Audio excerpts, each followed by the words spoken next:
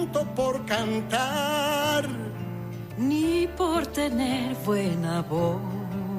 No hacemos esto porque sí, ni siquiera porque creamos que lo hacemos bien, sino porque creemos que este programa tiene sentido y razón.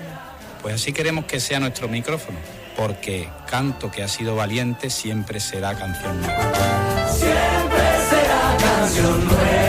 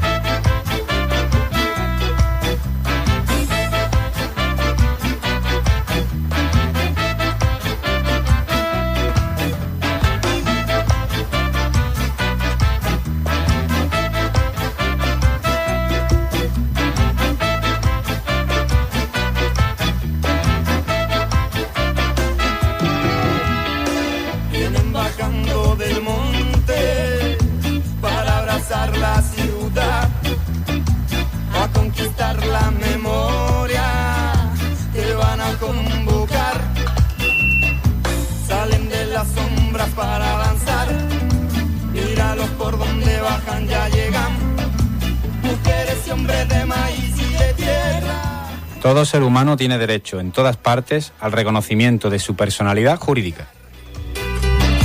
Mujeres y hombres de maíz y de tierra. Esto que he leído es el artículo 6 de la Declaración Universal de los Derechos Humanos. Es conciso, sin mucho adorno, solo deja claro que las personas tienen derecho a ser reconocidas ante la ley. Y de eso es de lo que vamos a hablar hoy, en este tercer programa de la temporada. Buenas tardes a todos y a todas los oyentes. Esto es Señales de Humo.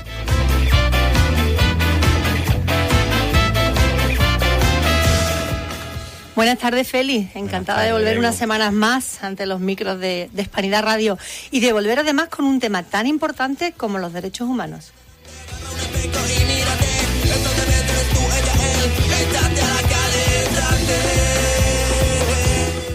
No deberíamos olvidar, y lo hacemos con frecuencia, que esa declaración se hizo con el objetivo de no volver a repetir aquella locura que fue la Segunda Guerra Mundial.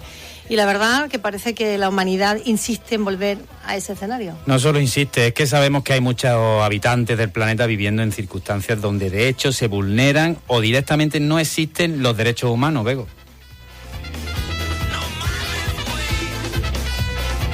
Pero vamos a centrar un poco más en el tema. Hoy vamos a abordar la realidad de esos millones de personas que ni siquiera tienen el derecho a ser reconocidos por la ley.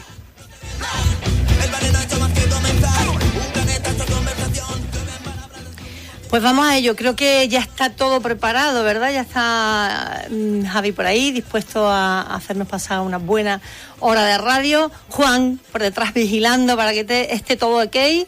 Musicalista, el guión, las entrevistas, ¿nos ponemos en marcha? Para nosotros nada, para todos, todos. Venga, Bego, nos ponemos en marcha, empezamos ya. Estas son tus señales de humo, como siempre emitiendo de las ondas de Hispanidad Radio o en redifusión en Uniradio, la radio de la Universidad de Huelva, en las emisoras de Onda Local de Andalucía y en El Salto Radio. Y si quieres escucharnos en otro momento, pues acuérdate, solo tendrás que ir al podcast de Hispanidad Radio o El Salto Radio. Con todos vosotros, señales de humo.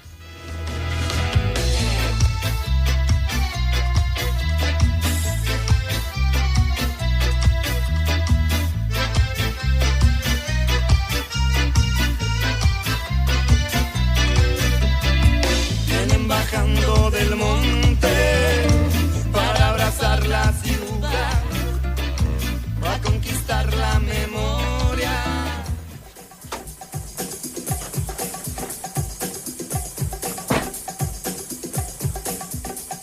A mí no me chinga el vato ni me fornica Bartolo. A mí no me asusta gringo, el que me busca se la acabó, ya llegó. Super chango.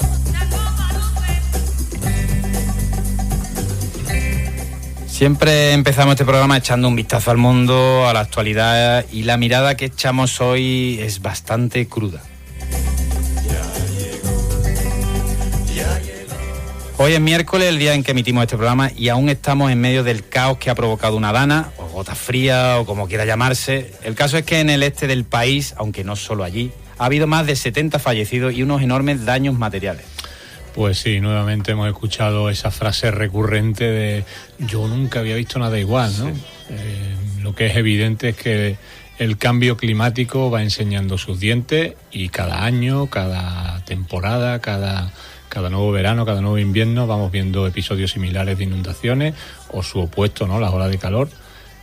Algo que ya nos han advertido los expertos. A partir de ahora tendremos fenómenos extremos, lo mismo que había antes, pero extremos. Pero seguimos negándolo, ¿no? La unidad de emergencia en Valencia se recortó hace un año. Es que no existe el cambio climático. No existe el cambio climático, lo negamos, entonces recortamos en emergencia porque ¿para qué? ¿Sabes? Si no existen, ¿no? Sin embargo, bueno, pues todo apunta a que esto no había ocurrido antes, por lo menos con este nivel de devastación. Situaciones surrealistas como el cambio de Mercadona piselado su nombre para que no se viera cómo estaba trabajando, una cosa tremenda, vamos. Absurdo.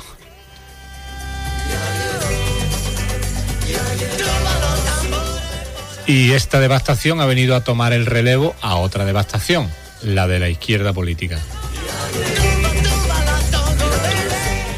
Lo de Rejón ha zarandeado muchas cosas, sin lugar a dudas. Yo tengo algunos apuntes, pero ya se ha dicho de todo y creo que sobra casi todo ya, ¿no? Pero la primera es que es buena noticia que estas cosas salgan a la luz tan rápido, entre comillas, aunque se trate de cargos políticos o de quien sea, ¿no?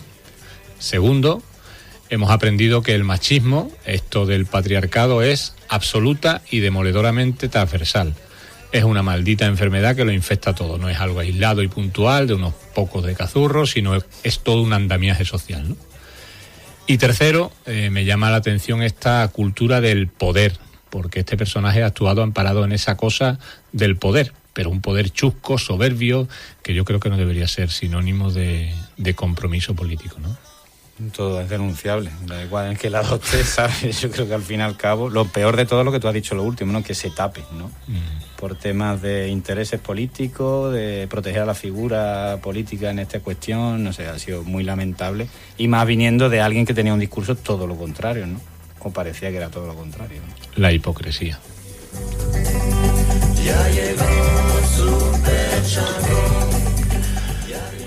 Puto negro, puto moro, tu puta madre, mena de mierda, vete a vender pañuelos. Estos son algunos de los insultos que un menor tuvo que escuchar en un campo de fútbol por adultos perfectamente identificables, ¿no? Están investigando y todo eso, a ver en qué queda, porque otras veces es agua de borraja, pero igual que he dicho con la anterior noticia, esto del machismo no es una cosa puntual de 4 tarados de una parte de la sociedad, no. Es un nubarrón, una sombra que lo oscurece todo. Ver a estos tipos gritar esas barbaridades sin filtro alguno habla de una sociedad podrida y sobre todo de una sociedad capaz de cualquier cosa. Porque la estigmatización del otro, la construcción del odio, está en el origen de las grandes heridas del mundo. El exterminio de los judíos a manos de los nazis, o de los palestinos a manos de los sionistas, o de los tutsis en manos de los hutus, kurdos, saharauis, indios americanos, musulmanes en Birmania. El mismo patrón. Señalo al otro como un extraño, ajeno, como a un peligro, una amenaza, se le puede insultar y luego se le puede golpear y al final puedo justificar acabar con su vida y la de su familia y la de sus vecinos, etcétera, etcétera.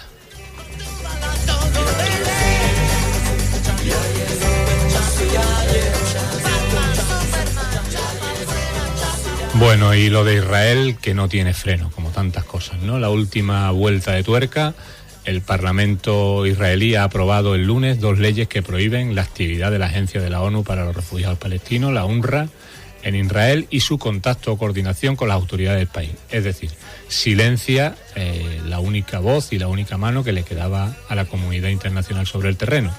Esta organización es la que presta la mayor parte de la asistencia humanitaria a más de 2 millones de habitantes. En fin, una vuelta de tuerca más de este tremendo genocidio que no parecemos capaces de frenar.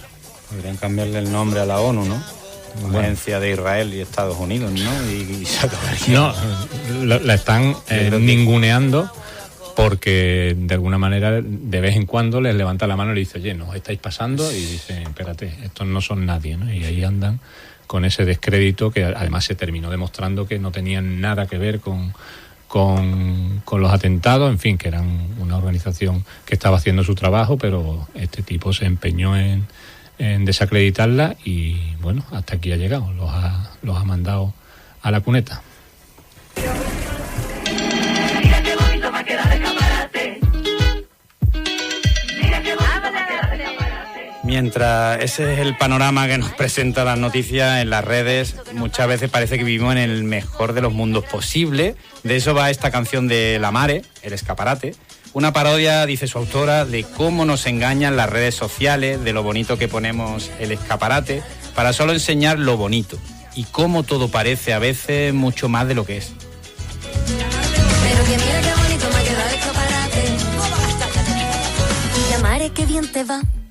He visto que no paras quieta, yo te sigo por Instagram. Tú tendrás que estar muy contenta porque tú tienes muchos conciertos. Yo te he visto en festivales, en escenarios chiquititos y en otro mucho más grande. Tú te juntas con famosos, has sonado hasta la radio, anda que te va a quedar, tienes todo lo que has soñado. Mira qué bonito me queda el escaparate. Pero que mira qué bonito me queda el escaparate. Y qué foto más bonita, yo siempre te veo contenta, aunque pienso esta chiquilla todo el día en la carretera, pero eso que más dará con lo bien que te está yendo, tú no vayas a parar porque ahora es tu momento. Que el ritmo no pare, no pare, no, que el ritmo no pare. Porque ahora es tu momento. Y qué risa el otro día con el vídeo que subiste, aunque digo yo esta niña si era que nunca está triste, además que ganas bien, si es que no hay nada más que verte, tú te vas a hacer millonaria con ese arte que tienes. Tú te vas a hacer millonaria con ese arte que tienes. Mira qué bonito me queda el escaparate. Pero que mira qué bonito me queda el escaparate. Yo quería responderle, no todo es lo que parece, con las redes pasa eso, que las cosas se engrandecen, ni todo va tan bien, ni somos tan famosas, nos hartamos de currar para que nos salga la cosa. Las apariencias engañan. Ay, no millonaria no lo creo, con que me dé pa' comer y seguir haciendo canciones para que se las vaya usted. Y si las canta la gente me puedo morir de pie. Corre, súbela a un story, que si no, no se lo creen. Story, story, súbela a un story, story, story. Súbeme, story, story, súbela a un story, story, story. Súbeme. Voy a seguir decorando mis redes para que se crean que la Mare está triunfando y que no existe la pena. Que si lo he vendido todo, lo publico. Y si no ha venido nadie, me lo callo. Si me siguen 30.000, lo publico. Si me dejan de seguir, me lo callo. Que si un día te quiero mucho, lo publico.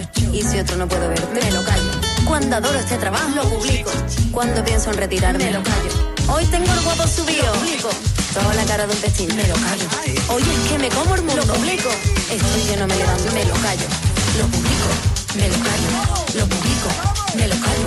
Lo publico, me lo callo, lo publico, me lo callo, lo publico, lo publico, lo publico, lo publico. Mira qué bonito me ha quedado el escaparate. Mira qué bonito me ha quedado el escaparate. Pues sí que es una buena parodia lo que Totalmente. ocurre en las redes sociales, la que trae aquí hoy la Mare con este escaparate. Pero esa no es la razón por la que traemos esta canción hoy aquí. La traemos porque el pasado 26 de octubre se celebró un concierto en el Museo Reina Sofía, en el que, entre otras artistas, participó la Mare, y sobre todo porque en el marco de ese concierto se presentó la campaña Invisibles, Padrón por Derecho, a la que creemos que hay que prestarle atención. Totalmente, Bego. Así que 16 colectivos sociales de Madrid han lanzado esa campaña. Repetimos, Invisibles, Padrón por Derecho. Quieren retomar la lucha de los movimientos sociales y colectivos de personas migrantes y antirracistas. Hay muchas dificultades para acceder al padrón, algo que se ha intensificado por la llegada de la ultraderecha a los ayuntamientos. Y cuando leímos la nota de prensa que anunciaba la campaña, entendimos que había que hablar de eso en este programa. Este programa que emitimos desde Huelva, una provincia en la que también sabemos mucho de esas dificultades para acceder al padrón. Tenemos con nosotros a Pepa Torres Pérez, de la red Interlavapiés. Es uno de los colectivos que está detrás de la campaña. Pepa, ¿estás por ahí? Buenas tardes. Hola, ¿qué tal? Buenas tardes. Hola, muy Buenas buena, tardes. bienvenida. Bienvenida. Pues mira, te voy a hacer una pregunta que aunque parece obvia, me parece que es importante que la pongamos encima de la mesa, porque para algunos parece que no lo es. ¿Por qué no nos cuentas un poco qué importancia tiene esto de tener el padrón para una persona? O sea, ¿es importante el padrón para una persona o no lo es? El padrón es importantísimo. El padrón es lo que documenta que esa persona es vecina, reside en un municipio. Entonces, el padrón es la puerta de acceso a los derechos. Y es la puerta de acceso también a los escasísimos derechos que tienen las personas en situación regular administrativa.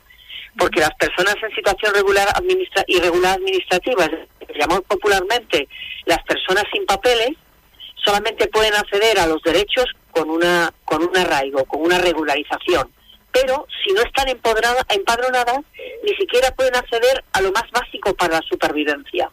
Algo tan básico como, por ejemplo, conseguir el documento por el que pueden ser tratados en un centro de salud si están enfermos. O algo tan básico como poder abrir una cuenta bancaria.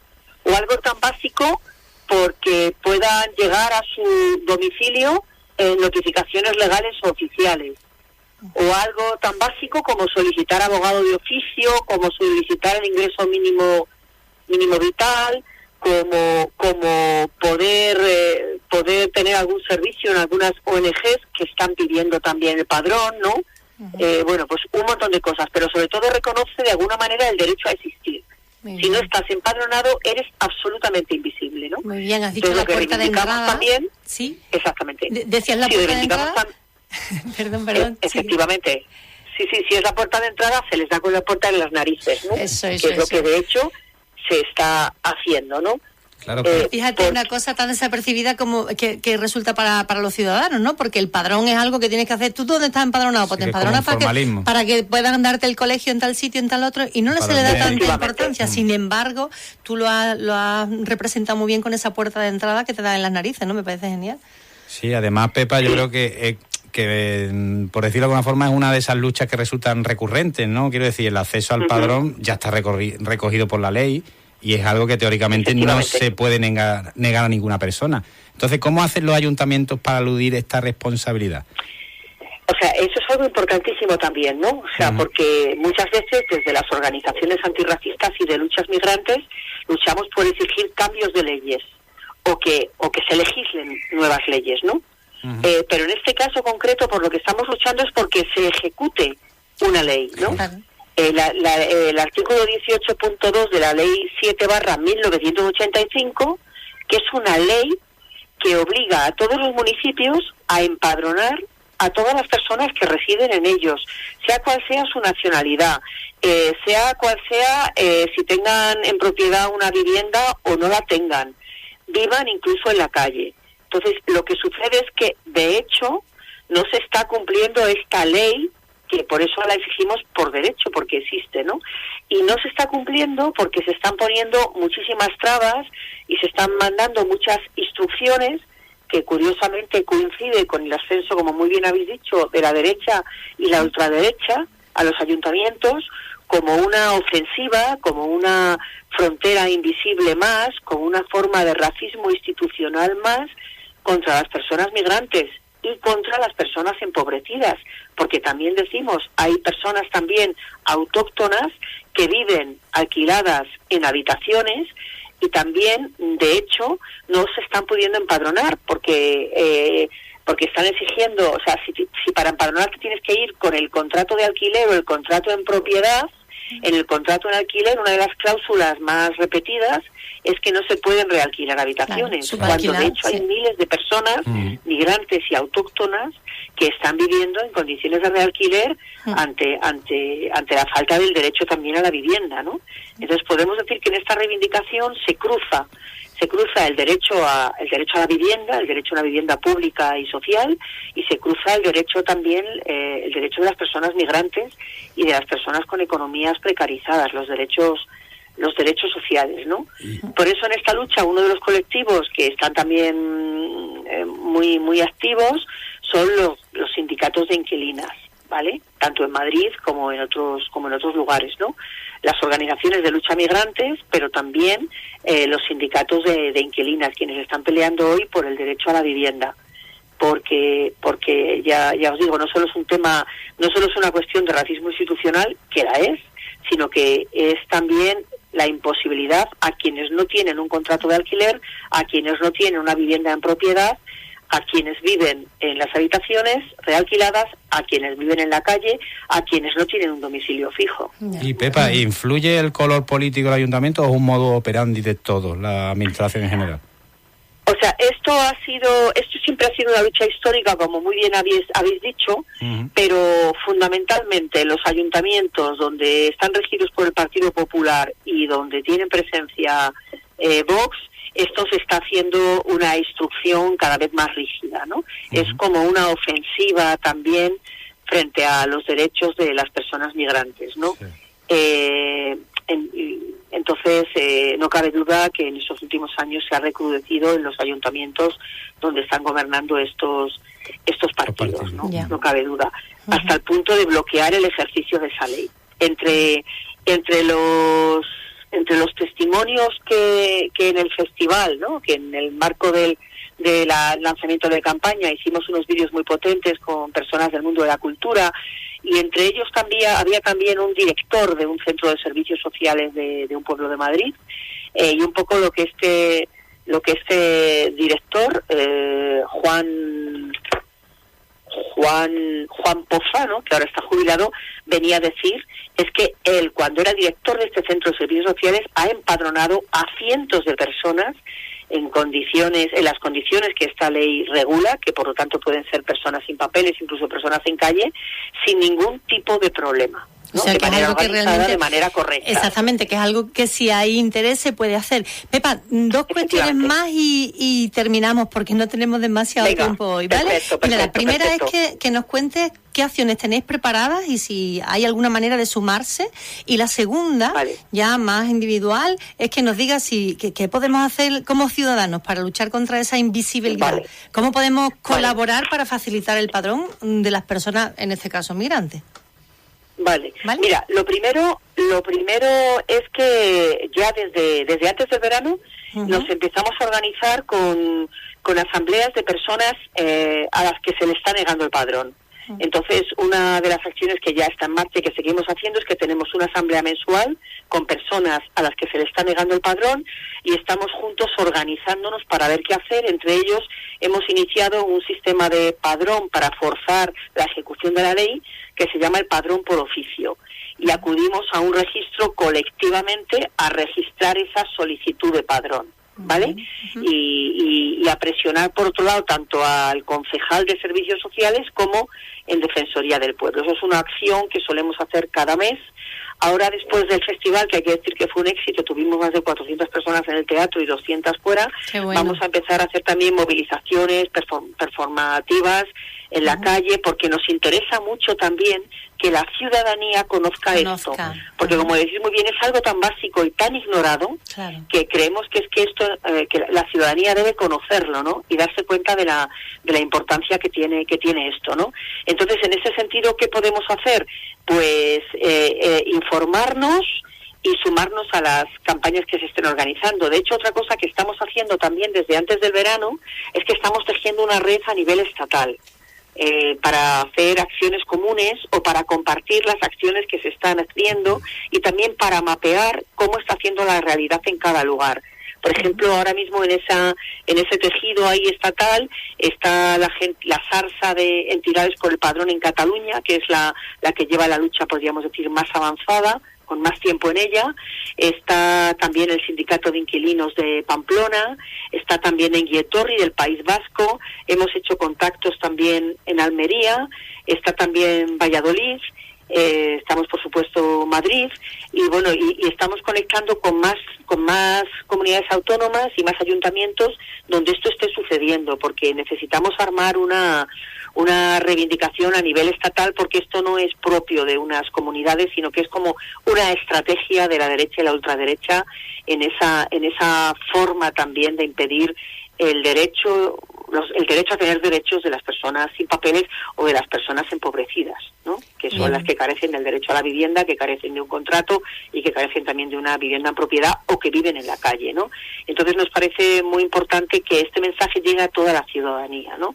No solamente a los que somos conscientes, ni solo a la población migrante, sino a toda la ciudadanía. Es imposible vivir sin un padrón, ¿no? Sí. Es negar la existencia de las personas, cuando además todas esas personas construyen ciudadanía, construyen vecindad, están sosteniendo nuestros barrios. Entonces es fundamental sensibilizar en esta conciencia y también movilizarnos en las calles para que se cumpla esta ley, ¿no? Para hacer que se ejecute esta ley y para frenar esta ofensiva, podríamos decir, de instrucciones que están impidiendo que esta ley sea de hecho un derecho. Totalmente, Pepa, porque además es una realidad que nosotros conocemos muy bien cerca aquí en Huelva. Claro, con tema de los también, temporeros, asentamientos, ¿no? etcétera, etcétera. Entonces, claro, damos voz a esa campaña, ¿no? Invisible, Padrón por Derecho, que todas las personas la conozcan, que sean sensibles ante ella y bueno, y pongamos nuestro granito de arena, ¿no? Yo creo que visibilizar la campaña, pero también que seamos partícipes, ¿no? Que no seamos meros espectadores. Así que nada, muchísimas gracias, Pepa. Sí, pues nada, abiertas a los contactos que podamos tener en Huelva. Genial. Nos interesaría mucho que en esa red estatal esté la ciudad de Huelva por todo esto que nos estás compartiendo. Tenemos una compañera con nosotros que contar. participará también aquí en el programa hoy. Bueno, que sería bueno que se pusieran en contacto porque hay que seguir haciendo esas redes y echamos de menos esa red por aquí, por el sur, ¿no? Entonces, nada, con Pepa os pondréis en contacto. Por supuesto que sí. Muchísimas gracias. Además me ha encantado escucharlo porque tenemos una historia aquí en Huelva, si conocéis el tema de los asentamientos, y tenemos una larga trayectoria por detrás de lucha por conseguir el padrón de la gente, de los migrantes que viven en los asentamientos. Pues nada, adelante con esas redes. Sí, muchas gracias, Pepa. Gracias y ahí seguimos. Gracias. Venga, hasta luego, gracias a vosotras.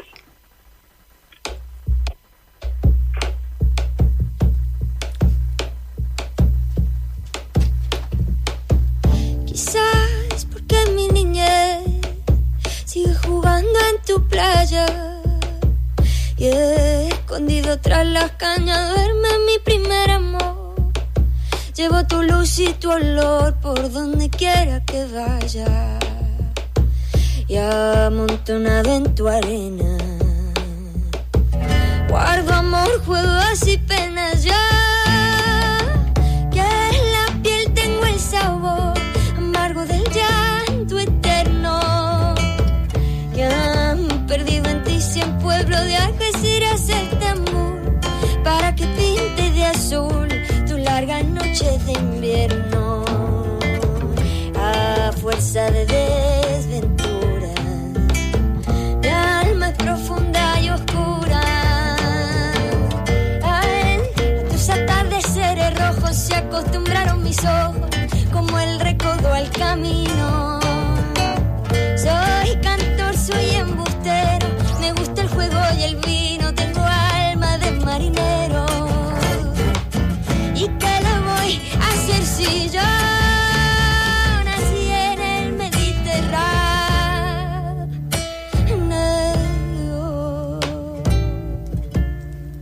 Retomamos nuestro tema principal de hoy. Estamos hablando, como sabes, de derechos humanos.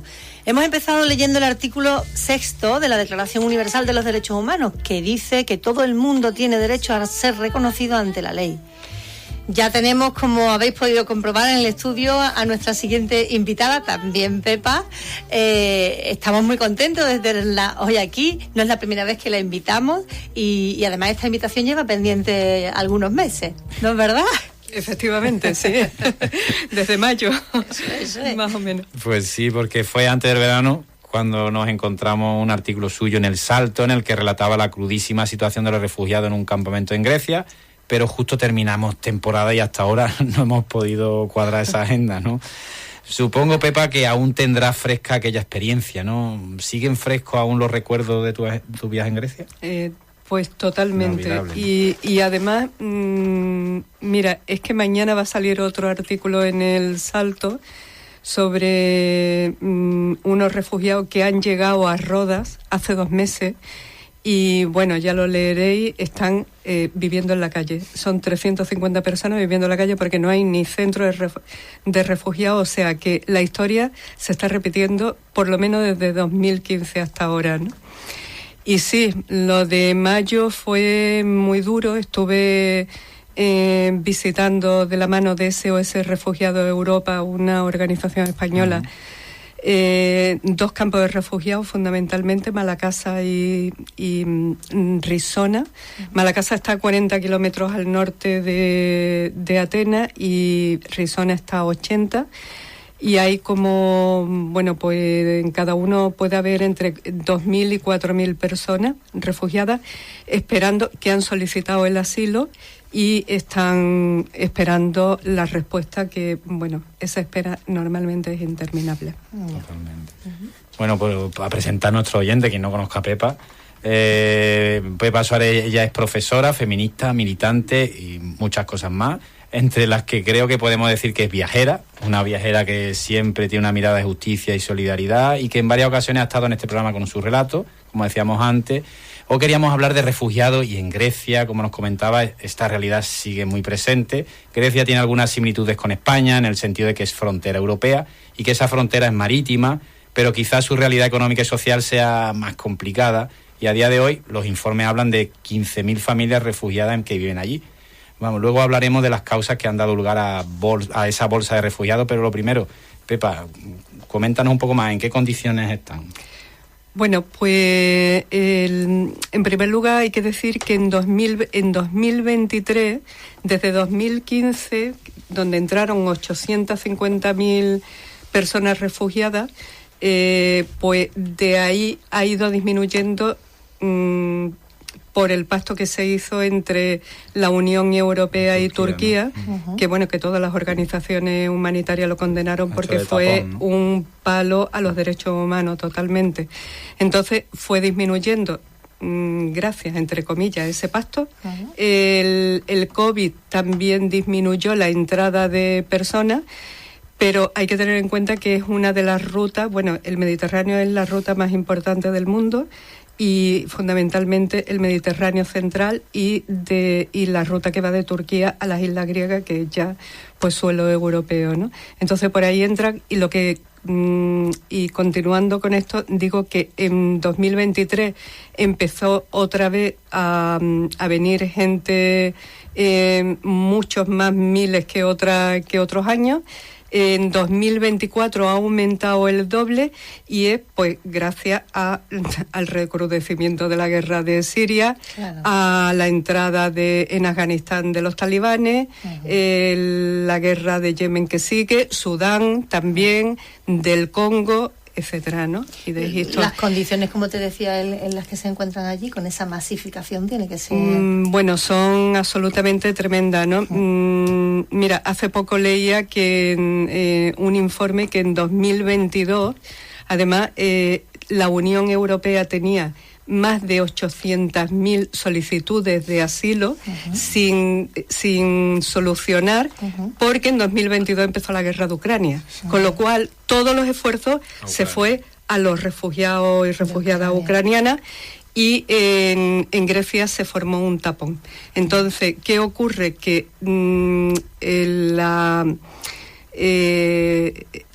todo el programa de acogida que hizo la Unión Europea en 2016 no funcionó con el tema de cuotas, ningún país la cumplió y por lo tanto Grecia ha sido un tapón donde se han quedado los refugiados y esperando pues eso, las soluciones de asilo que nunca llegan y que masifican, claro, los centros de refugiados, son totalmente insalubres, la comida, masivamente la gente, todas las personas con las que yo hablé se quejaban de la comida porque incluso pensaban que era no apta para consumo humano, hace frío en los contenedores, o sea... A ver, hay que tener en cuenta que básicamente un campo de refugiados es como una especie de cárcel rodeado de, entre comillas, ¿no? Efectivamente, rodeado de muros con alambre y con contenedores dentro. Eso es un campo de refugiados. Entonces, la gente se queja de que están sucios, de que hay roedores, de que hay una masificación tremenda. Y todo el mundo dice lo mismo, o sea, se podría quejar a alguien, pero todo el mundo dice exactamente igual. La Agencia de la ONU para los Refugiados, ACNUR, calcula, has hablado antes de cifras, bueno, pues calcula que hay más de 100 millones de personas desplazadas por la fuerza. y sobre todo pronostica un crecimiento de los desplazamientos hasta récords históricos, y supongo que bueno, pues también influye por lo que estabas comentando. Para entender la situación de estas personas refugiadas en el mundo hay que entender sus causas, y algo ya tú estabas diciendo, ¿no? Vamos a centrarnos en Grecia, en aquellas 15.000 familias. ¿Por qué han llegado concretamente ellas allí? Hablabas de guerra y no sé si puedes extenderte un poco más. ¿Y de qué zona procede? ¿Dónde la procedencia cuál es fundamentalmente? Exactamente, las rutas migratorias son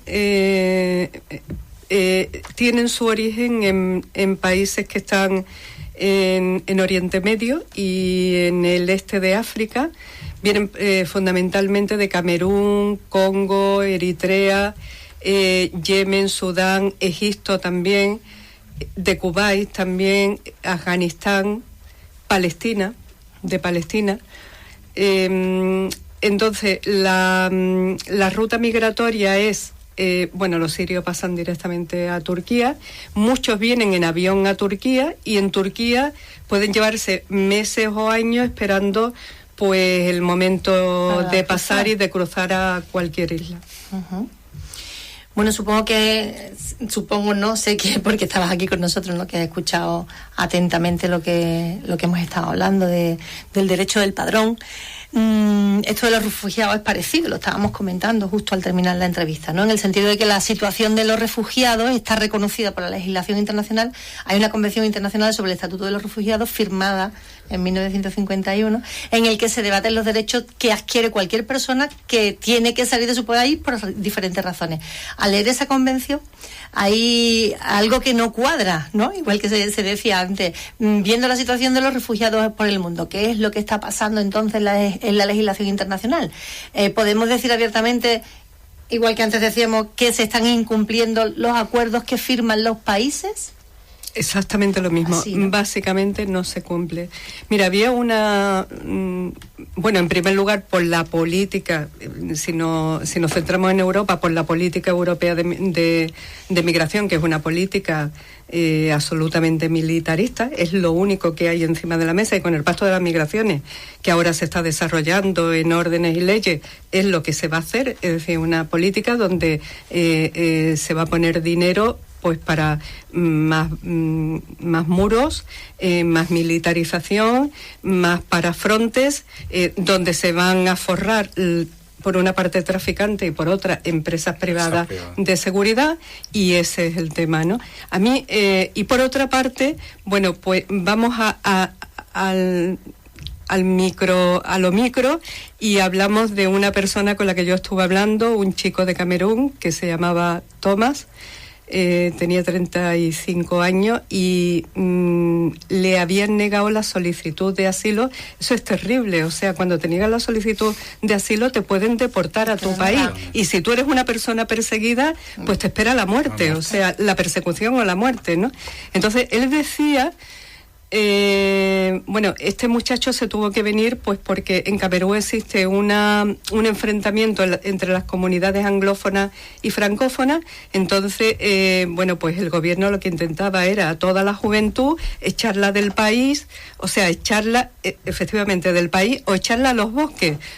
Este muchacho vivía muy bien, tenía un taller, era mecánico, el taller era suyo, propio, tenía una familia, vivía cómodamente, y tuvo que cerrar el taller pues porque se lo quemaba, en fin, y tuvo que salir de allí y dejar a su familia allí, a sus hijos, a su mujer, y le negaron. Y cuando tú solicitas el asilo, a los X meses te llama un tribunal y tú tienes que explicar con pruebas el motivo de por qué tú crees que necesitas protección internacional. Entonces él decía, es que yo no tengo pruebas, pero no solamente eso, es que la persona que me traducía no tenía ni idea de lo que yo le estaba explicando. Es que el tribunal, yo percibía que no tenía ni idea de lo que pasa en Camerún. Entonces él me decía, es que el colonizador no le interesa que la sociedad europea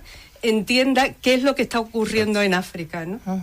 Entonces, claro, efectivamente, muchos de los problemas que existen en África y en muchos otros lugares los provocamos desde Europa, de una manera directa o indirectamente, ¿no? Sí, banalizando de que África es un caos, que los países tienen gobiernos corruptos y que aquello no tiene forma de resolverse. Básicamente es así. Efectivamente, claro, ahí ese es el análisis muy superficial con el que nos quedamos muchas veces y no conocemos la profundidad de lo que existe allí, ¿no?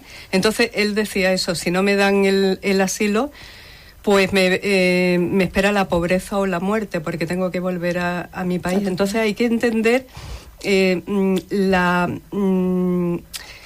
angustia con la que la gente está viviendo. O sea, salen de sus países, han vivido unas situaciones totalmente traumáticas y llegan a campos de refugiados como si fueran delincuentes.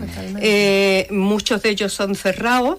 Las ONG tienen prohibido desde el año pasado entrar, es decir... Esa es una de las preguntas que queríamos hacerte también. Efectivamente, cuando las ONG... Yo acompañaba a la ONG y la gente sabía ya el día y la hora que llegaban allí y, bueno, salían para recibir la comida, que repartían, la ropa, etcétera, ¿no? Claro, porque esa realidad la sabíamos, ¿no? Hay muchos actores trabajando, ¿no?, en el terreno de esa realidad de refugiados, porque antes no hubo un momento en que la crisis de refugiados en Grecia, bueno, estaba en todos los medios, entre los titulares, ¿no? Y luego pues se disolvió con el tiempo, que parece que ya no existía esa problemática, ¿no? Pero lo que permanece es la realidad, ¿no?, de que estábamos hablando de esas personas que quedaron atrapadas.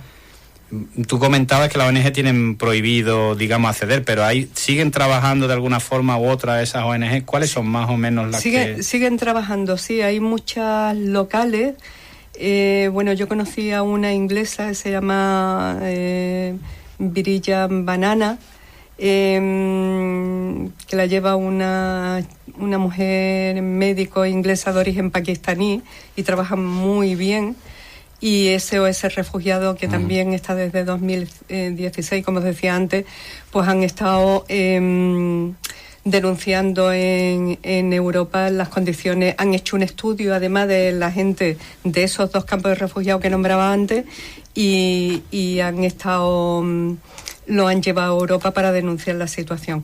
El problema de las ONG es que, claro, en 2015 todo el foco mediático estaba puesto en Grecia, en los refugiados, y las ONG tenían mucho dinero de donaciones. ¿Qué ocurre ahora? Pues hay 2 problemas en su contra. Uno, que el foco mediático, y lo decían ellos, ¿no?, el foco mediático ya no está allí, y siguen muriendo gente en el Mediterráneo, pero ya ni siquiera sale ni en los periódicos griegos. Ya no interesa tanto. Ni siquiera sale ahí. Y 2, por la criminalización de los defensores y defensoras de derechos humanos, que ha habido más de un caso y más de 2 de gente que han tenido que presentarse en el juzgado de denuncias del gobierno griego. Entonces, eso pues ha echado para atrás a muchas ONG en su trabajo. Eso te iba a preguntar, ¿qué papel juega el gobierno griego aquí? Bueno, el gobierno griego enfrenta muchas denuncias, incluso de la Unión Europea enfrenta muchas denuncias, tanto de los medios de comunicación como de las organizaciones humanitarias, por muchos casos, ¿no? Bueno, recordemos, creo que fue el año pasado cuando naufragó se hundió el Ariana, creo que se llama el buque pesquero donde iban...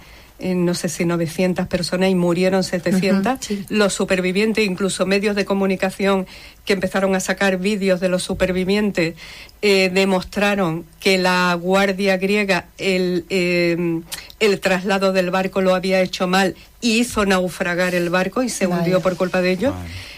Bueno, todavía ese juicio sigue para adelante y todavía no se sabe nada. Casos como el de un muchacho de 30 años turco que apareció en las costas turcas, venía de Grecia en un bote con más gente con signo de tortura, o sea, supuestamente lo habían torturado y le habían dado una paliza la Guardia Costera griega. Y bueno, por muchas otras cosas como devoluciones en caliente. Sí. El gobierno conservador de Mitsotakis dice que él ha dicho en el Parlamento las devoluciones están prohibidas, por lo tanto en Grecia no hay devoluciones. Hay devoluciones. La BBC tiene un vídeo de 12 personas que lo llevó al gobierno y estuvo preguntando en el gobierno qué ocurría con esas 12 personas. Lo vieron en un vídeo que la Guardia Costera los llevaron a alta mar, los dejaron en un bote allí tirados. Y sobre todo, bueno, maltrato, como decía, devoluciones en caliente, maltrato en los campos de refugiados. La mitad de los niños no van a la escuela. Es curioso que en una Europa que presumimos de valores democráticos, de libertad, de respeto a los derechos humanos, de que los niños, los padres tienen la obligación de que los niños vayan al colegio, aquí nadie discute eso. O sea, pues la mitad de los niños refugiados se pueden pasar años sin ir a la escuela. La sanidad no cubre por su ausencia, ¿no? Todas las necesidades para nada. Por ejemplo, los refugiados llegan en un estado de salud mental terrible a suelo griego. Piden ayuda y solamente, según la encuesta que hizo SOS Refugiado, creo que era como el 17% de la gente recibió alguna ayuda, y no tienen tampoco asistencia jurídica, que la necesitan, pues para demostrar que son personas perseguidas, que están pasando. Etcétera. Pepa, para ir terminando, ¿algún mensaje que quieras lanzarnos a la sociedad, ¿no? Que quieras decirnos a las personas que podemos hacer con todo esto? En Huelva, concretamente, ya que estamos aquí en Huelva y en aquellas ciudades que nos estén escuchando, en nuestro barrio, ¿qué podemos hacer? ¿Podemos hacer algo o qué? Pues yo creo que, claro, ante este discurso que oímos y ante estas leyes que se ponen en la práctica, que son absolutamente inhumanas y vulneran todos los derechos, yo creo que tenemos que rebelarnos contra eso, porque muchas veces los políticos dicen lo que la sociedad quiere creer, ¿no? Entonces yo creo que tenemos que desmontar el discurso de la derecha, es decir, aquí no hay una invasión, eso no es cierto. Cuando vinieron la gente de Ucrania se demostró que hay mecanismos, tenemos que creernos que hay mecanismos que ponen en marcha, que pueden poner en marcha la integración de esas personas. De las personas que vienen. Que incluso pensando de forma utilitaria, el Banco de España ha dicho que necesitamos 12 millones de migrantes para 2050, o sea, dentro de 2 o 3 décadas. Es decir, se necesitan porque no hay relevo generacional, sobre todo en España. Y yo creo que sobre todo en nuestras cabezas tenemos que limpiarla de esa sensación de colonizador que yo creo que todavía tenemos, ¿no? Y hacer un rinconcito humano de sociedad de acogida, porque además cuando tú viajas y vas a ese tipo de países de donde viene la gente migrante, la gente te acoge de una manera que a ti te duele el alma, porque te da vergüenza, te avergüenza, ¿no? Porque nosotros aquí... afortunadamente hay mucha gente que tienen esa empatía, exactamente, pero la gran mayoría sobre todo los políticos, no la tienen con sus discursos, ¿no? Entonces yo creo que la sociedad nos tenemos que rebelar contra ese discurso de que aquí no cabemos todos, que aquí lo que vienen es a quitarnos nuestra cultura. No hay algo más bonito que un encuentro de culturas, que cada uno tenga sus costumbres. Me parece que las sociedades heterogéneas... Un espacio de aprendizaje riquísimo. Totalmente. Bueno, pues nada, seguiremos luchando por esa diversidad. Muchas gracias por haber estado aquí con nosotros, y bueno, ya sabes que esta es tu casa. A vosotras, es un placer. Gracias, Pepa, muy amable. Buscando más allá de mis pasos, más allá de mi mundo, mi calle, mi tiempo, más allá de mis manos. La vida se vende, se esconde, se pisa, se retuerce, se moja y se transforma en barro. Si abro los ojos, si camino despacio. Vamos terminando el programa, un programa que hemos empezado con la grave situación en este país después de esta gota fría, un programa en el que hemos viajado hasta Grecia de la mano de Pepa Suárez para preocuparnos por uno de los tantos campamentos de refugiados que hay por el mundo, y nos vamos con tarea por hacer, porque nuestro empeño siempre es ofrecer desde las ondas de esta emisora herramientas para incidir en nuestro entorno.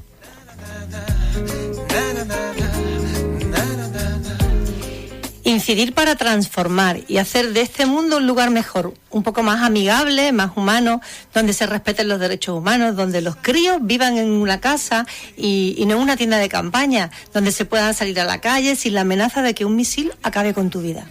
Se prende, arde, quema, hiere, rebosa y luego se vierte. Y aquí te esperamos cada semana, querido oyente, querida oyente. Hoy ya nos despedimos y como siempre queremos recordaros que podéis encontrarnos en el podcast de Hispanidad Radio y del Salto Radio y que es muy fácil ponerse en contacto con nosotros a través de nuestro correo humo2orillas@gmail.com o de las redes sociales. Y que por supuesto nos seguiremos escuchando aquí en Hispanidad Radio o en las emisoras de onda local de Andalucía y en Unirradio, la radio de la Universidad de Huelva, y también en el Salto Radio. Buena semana. Buena semana.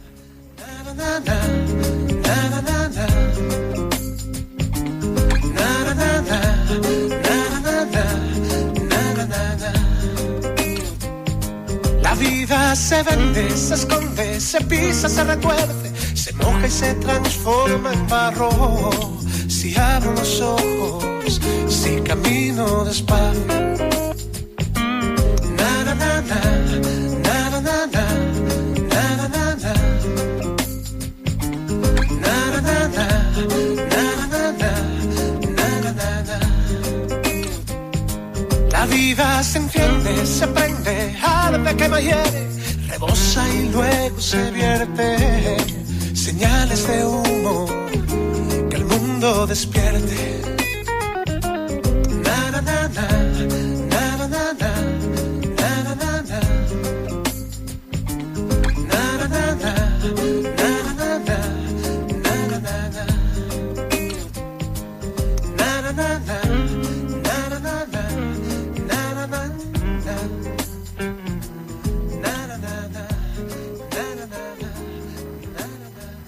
Desde la frontera, señales de humo. Yo no canto por cantar, ni por tener buena voz. No hacemos esto porque sí, ni siquiera porque creamos que lo hacemos bien, sino porque creemos que este programa tiene sentido y razón. Pues así queremos que sea nuestro micrófono, porque canto que ha sido valiente siempre será canción nueva.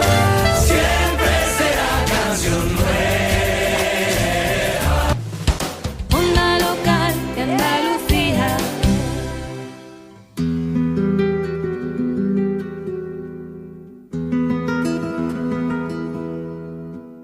Al norte de la provincia de Huelva, Aracena se convierte en un lugar privilegiado de la naturaleza en el que se combinan montañas, barrancos, riberas, vegetación y agua. En el paraje de Marimateos nace el río Diel y en pleno centro de Aracena se encuentra la Gruta de las Maravillas. La tradición popular narra que su descubridor fue un pastor que se introdujo en un hueco para buscar una res perdida, aunque la primera referencia histórica sobre su existencia data de 1886. La Gruta de las Maravillas de Aracena fue abierta al público en 1914. Una enorme cavidad subterránea de más de 2.000 metros de longitud, en la que el agua ha perfilado un paisaje de singular belleza. Sus lagos, la amplitud de sus espacios y la coloración de sus variadísimas formaciones de estalactitas y estalagmitas constituyen un conjunto excepcional del que sobresale la Sala de las Conchas. Declarado Reserva de la Biosfera por la UNESCO, el Parque Natural de la Sierra de Aracena y Picos de Aroche estuvo poblado desde la Edad de Piedra. En esta zona se asentaron pueblos celtas a lo largo del siglo V a.C. Estos primeros habitantes se dedicaban a la agricultura y a la explotación del subsuelo, rico en minerales. Esta riqueza minera es la que llama la atención del Imperio Romano, que termina por asentarse en el territorio creando pequeños núcleos de población en el espacio que hoy ocupa Aracena.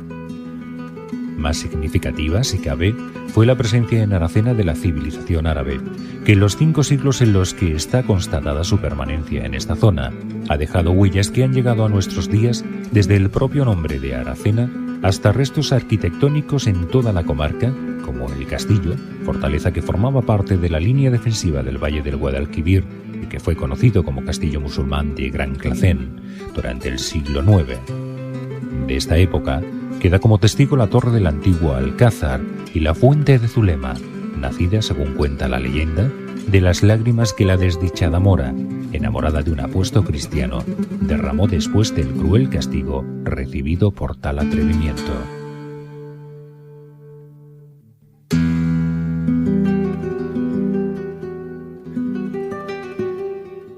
Onda Local de Andalucía. Más de 100 emisoras públicas, alternativas y participativas dan forma a un mapa de comunicación diferente en el que tú también puedes aportar.